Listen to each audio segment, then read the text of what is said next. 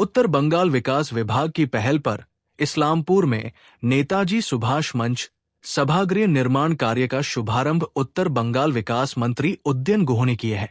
इस ऑडिटोरियम निर्माण कार्य का शुभारंभ नारियल फोड़कर किया गया।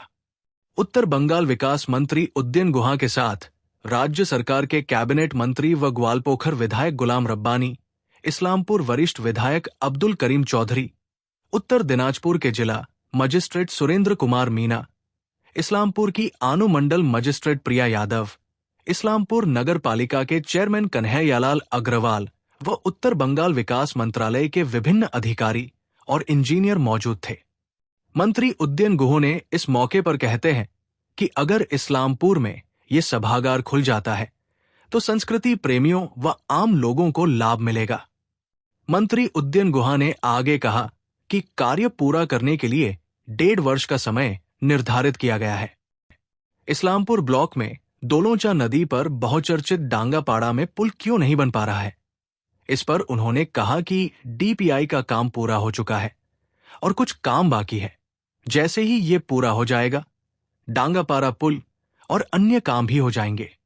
वहीं राज्य सरकार के मंत्री से ग्वालपोखर के विधायक गुलाम रब्बानी ने कहा कि केंद्रीय मंत्रियों और सांसदों को बहुत ज्यादा पैसा मिलता है। उन्होंने कहा कि उन्होंने क्या काम किया है। যে দিশা আমাদের সামনে তুলে ধরেছেন, সেই দিশাকে সামনে রেখে ইসলামপুরের সুস্থ সংস্কৃতি চর্চার কেন্দ্র হিসেবে নেতাজি সুভাষচন্দ্র মঞ্চের আজকে কাজ তার শুভ সূচনা। আজকের এই অনুষ্ঠানে মঞ্চে উপস্থিত আছেন আমাদের রাজ্য মন্ত্রিসভার মন্ত্রী জনাব গোলাম রব্বানী, উপস্থিত আছেন ইসলামপুরের বিধায়ক জনাব আব্দুল করিম চৌধুরী, এখানকার পৌরসভার পৌরপিতা কানাইয়ালাল আগরওয়াল, আমাদের দপ্তরের এফিশিয়েন্ট অফিসার যিনি আমাদের সব ব্যাপারে গাইড করেন, রাজ্যের additional chief secretary Shri Dushmanta Nariyal, এই জেলার জেলা শাসক সুরেন্দ্র কুমার মিনা, মহকুমা শাসক শ্রীমতী প্রিয়া চৌধুরী সহ অন্যান্য যারা আধিকারিকেরা আছেন, আমার দপ্তরের চিফ ইঞ্জিনিয়ার সহ অন্যান্য ইঞ্জিনিয়াররা মঞ্চে আছেন এই পৌরসভার বিভিন্ন ওয়ার্ডের কাউন্সিলররা, আমার সামনে সুধী নাগরিকবৃন্দ, আমি আবার সবাইকে শুভেচ্ছা নমস্কার জানাই। এই যে প্রকল্প, প্রথমেই বলে রাখি, অনেকেই তাদের বক্তব্যের মধ্যে দিয়ে বলেছেন, অনেকেই হয়তো বলবার সুযোগ পাননি কিন্তু মনে মনে আশঙ্কা প্রকাশ করেছেন। আমরা কিন্তু শিলান্যাস করি না, আজকে যেটা হচ্ছে শিলান্যাস নয়। শিলান্যাসের প্রথাটা হচ্ছে, আজকে আমি পাথর রেখে গেলাম যে মাননীয় মন্ত্রী উদয়ন গুহ অমুক দিন আসিয়া শিলান্যাস করিলেন, এখানে একটা প্রকল্প হইবে। আবার 1 বছর বাদে হয়তো আমি এলাম, না হলে আমার বদলে যিনি মন্ত্রী হলেন তিনি এসে ওই শিলা পরিষ্কার করে তার নামটা বসিয়ে দিলেন।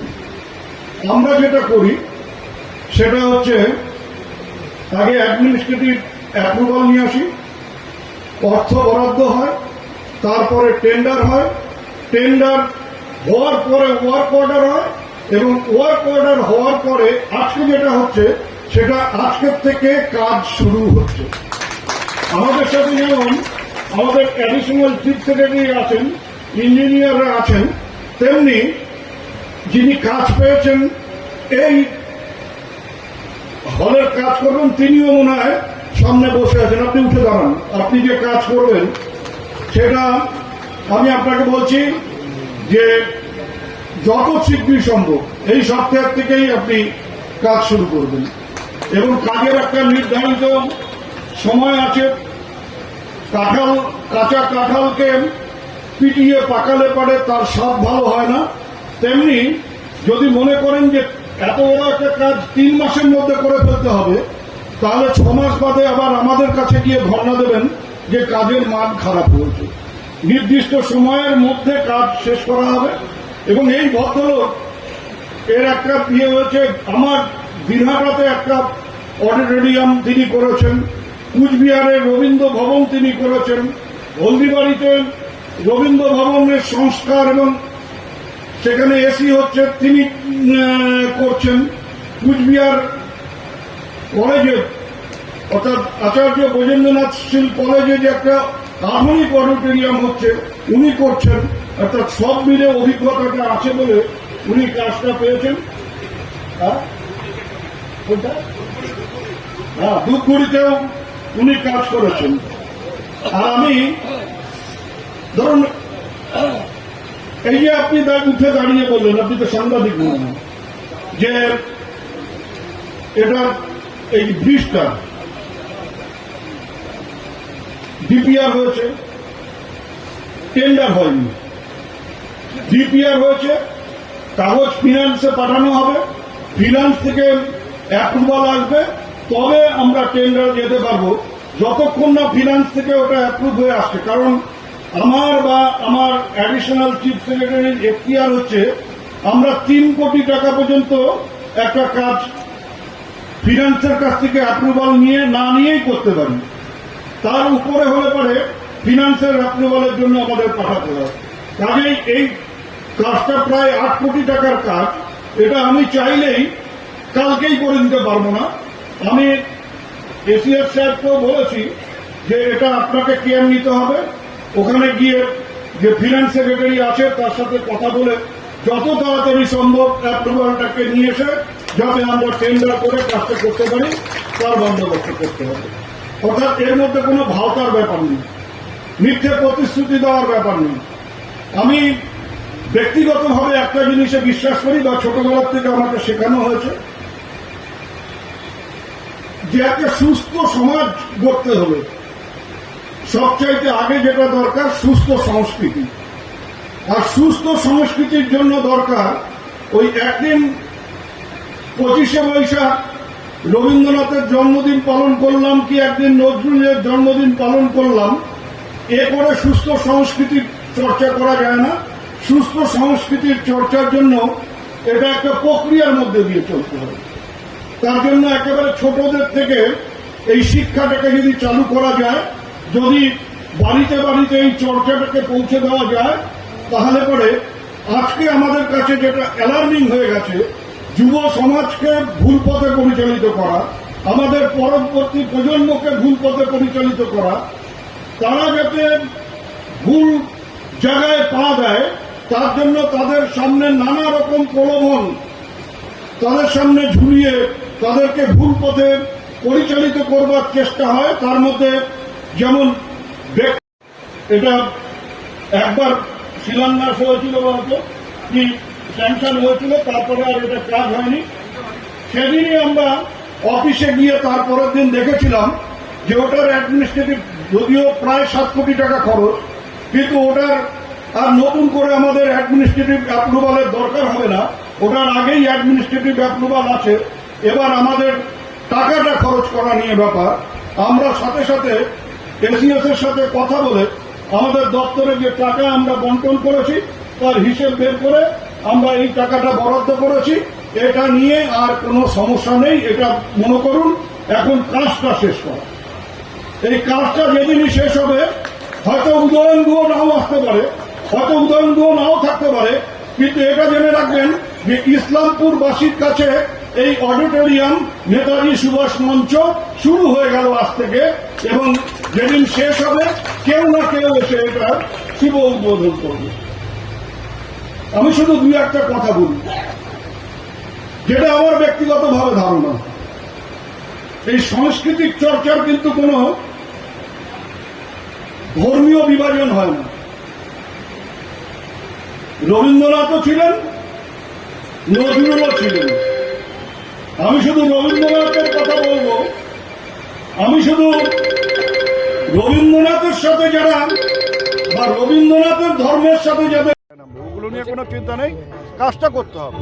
একটা প্রশ্ন, অনেকগুলো উন্নয়নের কাজ হয়েছে আপনি বললেনও, এই যে ব্রিজ সেটা মানে অ্যামাউন্ট স্যাংশন হয়ে আগামীতে মোটামুটি কতদিনের মধ্যে এটা আমি আবারও বললাম ধরে যে এটার একটা ডিটেল প্রজেক্ট রিপোর্ট মানে ডিপিআর করা হয়েছে, কত টাকা লাগবে সেটাও হয়েছে।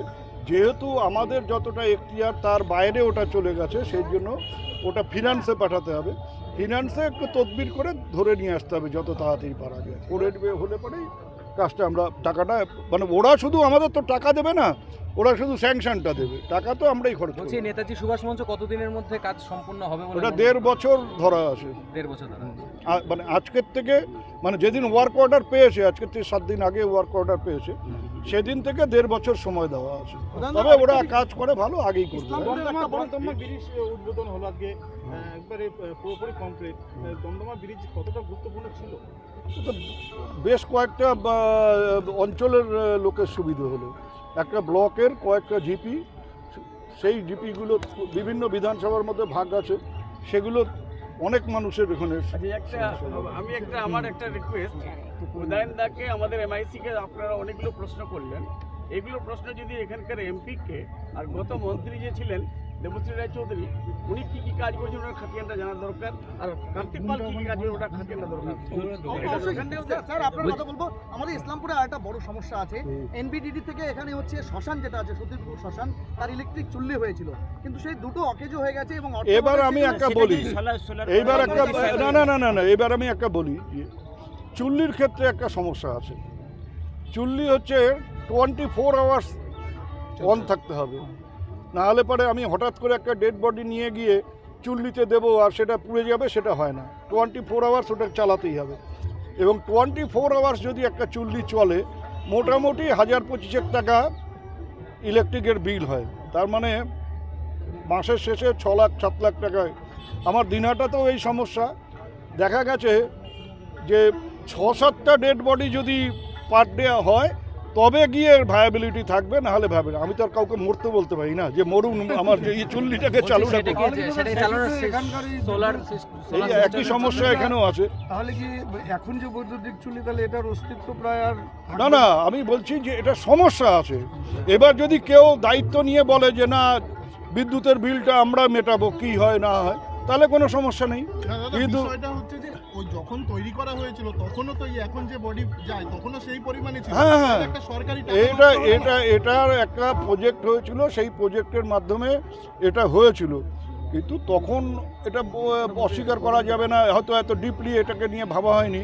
কিন্তু মানে 6-7টা ডেড বডি যদি আমরা প্রত্যেক দিন সেখানে নিয়ে যাওয়া যায়, 5,000 টাকা করেও যদি চার্জ করা হয়, 30,000 টাকা এলে পারে, ওখানে দুটো লোক থাকবে, তার ইলেকট্রিকের বিল সব মিলিয়ে এটা, না হলে টাকাটা আসবে কোথায়? এবার পৌরসভা যদি বলে যে যা ডেড বডি আসুক, কোনো ক্ষতি নেই, আমরাই চালাবো, বা কোনো দপ্তর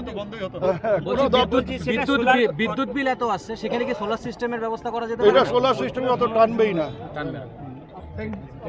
আপনি বলছিলেন একাধিক না একটা কথা বলছি আপনাকে, আমরা পাই 70 লক্ষ টাকা পার ইয়ার, ওরা পায় 5 কোটি টাকা পার ইয়ার।